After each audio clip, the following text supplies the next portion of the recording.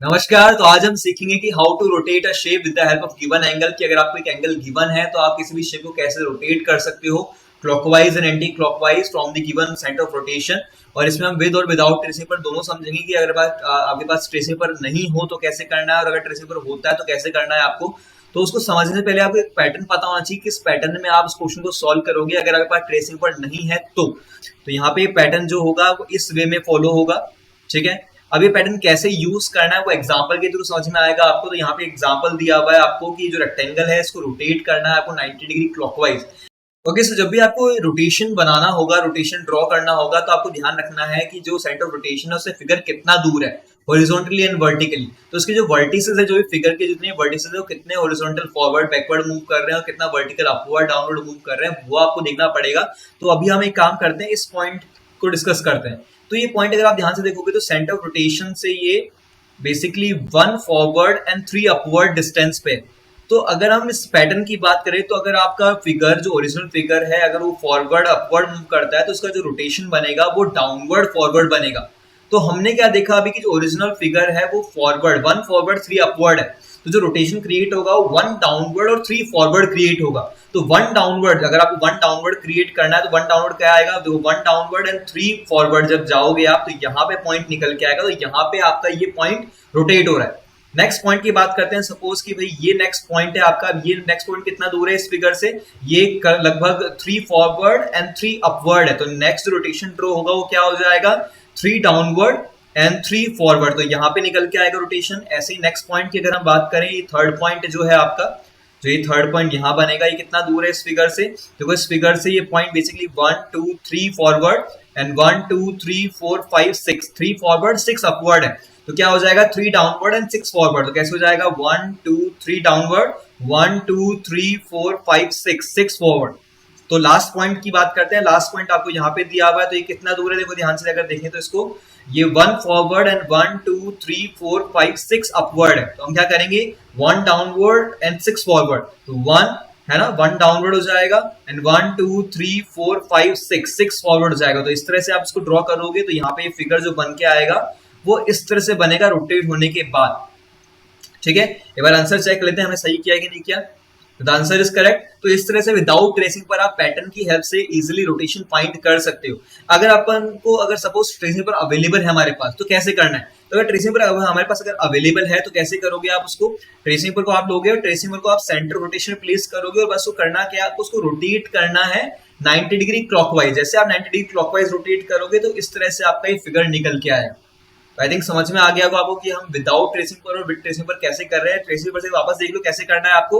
Tracing को place करना है आपको कहाँ पर, आपके फिगर पर, जो ओरिजिनल फिगर है वहां प्लेस करना है। इसको आप एंटी क्लॉकवाइज और क्लॉकवाइज आप रोटेट कर सकते हो। सेंटर रोटेशन से रोटेट करना है। ठीक है, जैसे आप इसको रोटेट करोगे 90 डिग्री क्लॉकवाइज तो ये फिगर जहां ड्रॉ होगा that will be your rotated figure. ठीक है, नेक्स्ट एग्जांपल डिस्कस करते हैं ताकि और अच्छे से क्लियर हो जाए आपको। So next example. Okay, so the next question, यहाँ पे बेसिकली क्या दिया हुआ है आपको, 180 डिग्री रोटेशन दिया हुआ है। लास्ट क्वेश्चन में क्या था, 90 डिग्री रोटेशन था, बट 180 डिग्री ज्यादा ही इजी है बेसिकली, पता है आपके 90 डिग्री रोटेशन से। तो कैसे करेंगे, पैटर्न वही फॉलो होगा, पैटर्न जो है लास्ट टाइम जो था वही अप्लाई होगा।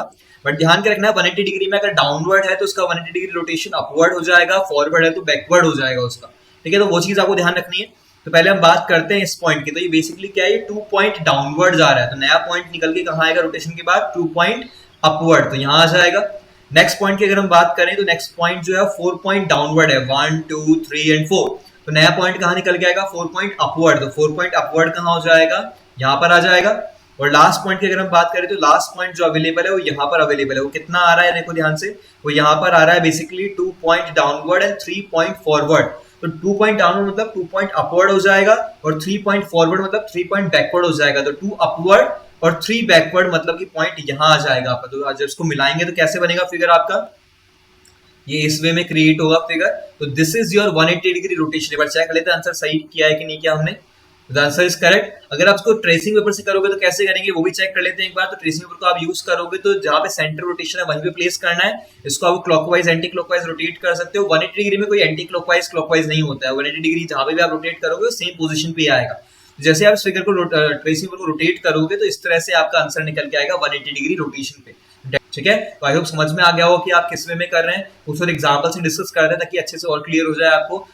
Okay, so the next question यहाँ पे आपको क्या दिया हुआ है, इसमें आपको 90 डिग्री एंटी क्लॉकवाइज रोटेट करना है। जो लास्ट क्वेश्चन था हमने क्या किया था, हमने फर्स्ट क्वेश्चन में क्लॉकवाइज रोटेशन किया था, बट यहाँ पे आपको 90 डिग्री एंटी क्लॉकवाइज रोटेट करना है। There is one more change, यहाँ पे आपको कोऑर्डिनेट्स गिवन है 2,3। पहले क्या था, आपको कोऑर्डिनेट ऑलरेडी प्लॉट करके आया हुआ था, बट यहाँ पे आपको 2,3 भी प्लॉट करना पड़ेगा। क्योंकि जब आप 2,3 प्लॉट करोगे तो बेसिकली वो यहाँ पर आएगा, बिकॉज 2 जो वैल्यू है वो x की वैल्यू है और जो 3 जो वैल्यू है वो y की वैल्यू है। तो यहाँ से पहले आपको देखना है कि प्लेस वैल्यू क्या है फिगर की, और उसके लिए पैटर्न वही सेम फॉलो होगा जो पहले हमने किया था। पैटर्न वही है आपका हमेशा की तरह सेम।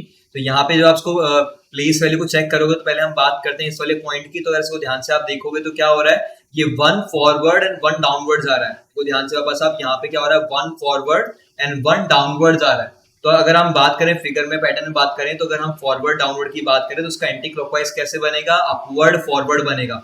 तो ये चीज आपको ध्यान रखनी है। तो ये क्या हो रहा है, 1 फॉरवर्ड 1 डाउनवर्ड, तो क्या हो जाएगा, ये 1 अपवर्ड और 1 फॉरवर्ड हो जाएगा। तो इसका फिगर कहाँ आएगा, इसका पॉइंट यहाँ पर आएगा।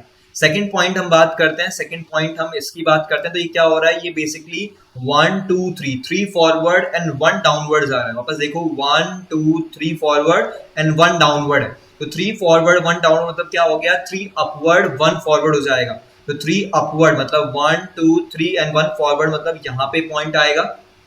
लास्ट पॉइंट की अगर हम बात करें तो लास्ट पॉइंट ये वाला है आपका ऊपर वाला ही। तो ऊपर वाले पॉइंट की अगर हम बात करें तो उसकी प्लेस वैल्यू कैसे जा रही है, 1 फॉरवर्ड एंड 3 अपवर्ड जा रहा है। 1 फॉरवर्ड एंड 3 अपवर्ड, तो 1 फॉरवर्ड एंड 3 अपवर्ड के लिए क्या हो जाएगा, 1 अपवर्ड 3 बैकवर्ड हो जाएगा, है ना। पैटर्न के हिसाब से 1 अपवर्ड 3 बैकवर्ड, तो 1 अपवर्ड मतलब 1, 3 बैकवर्ड मतलब यहाँ पॉइंट आएगा। तो यहाँ पे इसका पॉइंट आएगा। इसको प्लॉट कर लेते हैं हम फिगर को। अब जैसे आप इसको बनाओगे, फिगर को ड्रॉ करोगे तो this will be like this. अब चेक कर लेते हैं हमने सही किया कि नहीं किया। The answer is correct. इसको आप ट्रेसिंग ऊपर से कैसे करना है, आपको ट्रेसिंग ऊपर प्लेस करना है सेंटर ऑफ रोटेशन पे। तो एंटी क्लॉकवाइज जैसे आप बनाओगे तो क्या हो जाएगा, एंटी क्लॉकवाइज बनाते ही ये फिगर यहाँ पे आएगा आपका। वापस देख लो एक बार कैसे कर रहे हैं हम इसको। जैसे आप फिगर को रोटेट करोगे तो that is your required answer. इस तरह से आपका ये फिगर का आंसर निकल के आएगा। ठीक है, एक लास्ट एग्जांपल और देख लेते हैं ताकि अच्छे से आपको समझ में आ जाए किस वे में हम कर रहे हैं, विद ट्रेसिंग पर एंड विदाउट ट्रेसिंग पर। एक लास्ट एग्जांपल करते हैं, उसके बाद आपको मैं एक क्वेश्चन दूंगा, आप लोग खुद ट्राई करना उसे। ठीक है, let's move the next question. Okay, so the last question यहाँ पे जो आपको दिया हुआ है 270 डिग्री एंटी क्लॉकवाइज दिया हुआ है। तो 270 डिग्री एंटी क्लॉकवाइज को इजीली सॉल्व करने के लिए आपको पता होना चाहिए कि 270 degree anti clockwise is nothing but just 90 degree clockwise. तो अगर आप 270 डिग्री अगर आप एंटी क्लॉकवाइज मूव करते हो तो भी फिगर यही बनेगा, और 90 डिग्री क्लॉकवाइज मूव करोगे तो भी यही बनेगा। तो अगर आप 90 डिग्री क्लॉकवाइज समझ के करोगे इसको तो इजिली आप इस क्वेश्चन को सॉल्व कर पाओगे। ठीक है, पैटर्न वही रहेगा, पैटर्न में कोई चेंज नहीं है। पैटर्न जो आपका पहले था वही सेम पैटर्न फॉलो होगा। ठीक है, अब हम बात करते हैं कि जो पॉइंट ऑफ रोटेशन है, सेंटर ऑफ रोटेशन है, कौन सा है, -3,2 है। तो -3,2 कहाँ आएगा, और यहाँ पे आएगा। लेकिन इस पॉइंट की पॉजिटिविटी क्या है कि जिस पॉइंट पे आपने इसको पॉइंट रोटेशन का पॉइंट जो ड्रॉ किया है वो पॉइंट एज इट इज रहेगा रोटेशन के बाद भी। बिकॉज अगर आप ट्रेसिंग पर से चेक करोगे तो आप कितना भी रोटेट करो इस पॉइंट को, जो इसका पॉइंट ऑफ रोटेशन है ना, उस रोटेशन के बाद भी वही रहेगा। जो न्यू फिगर बनेगा वो पॉइंट वहीं पे ही है। ठीक है, तो हम इसकी जगह दूसरे पॉइंट को इमेजिन करते हैं। सपोज हम इस पॉइंट की बात करते हैं तो ये पॉइंट क्या आ रहा है, 1 पॉइंट अपवर्ड आ रहा है। तो अगर हम बात करें फिगर पैटर्न के हिसाब से तो अपवर्ड का रोटेशन अगर आप करते हो क्लॉकवाइज में तो वो आएगा फॉरवर्ड।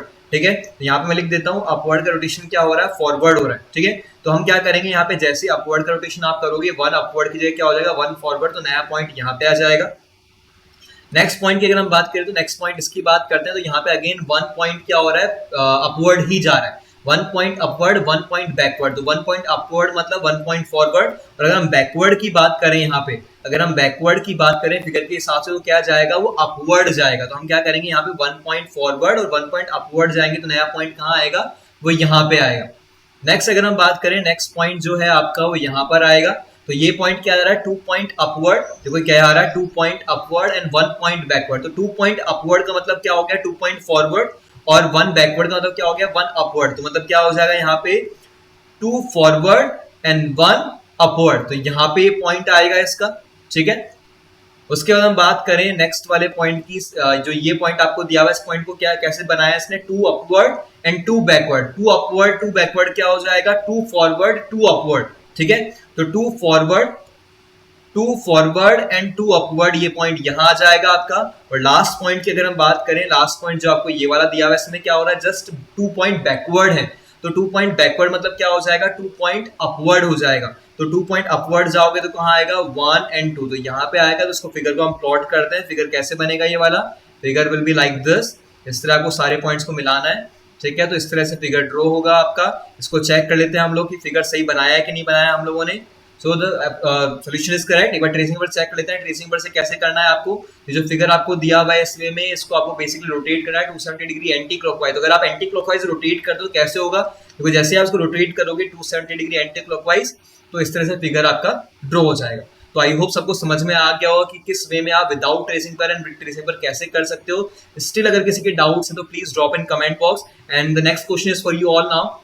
ये क्वेश्चन आप लोगों के लिए, तो ये आप लोग ट्राई करना। अगर नहीं समझ में आता तो प्लीज मुझे कमेंट बॉक्स में बताना। और अगर वीडियो अच्छा लगा तो please do it, like share and subscribe. See you all in the next video. Till then be positive, keep learning and never give up. धन्यवाद।